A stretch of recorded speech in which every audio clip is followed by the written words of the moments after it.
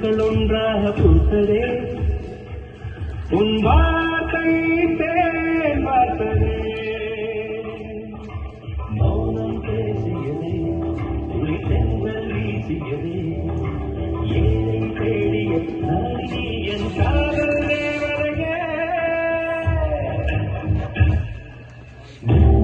கோடி எந்த நோய் தேடி வந்ததே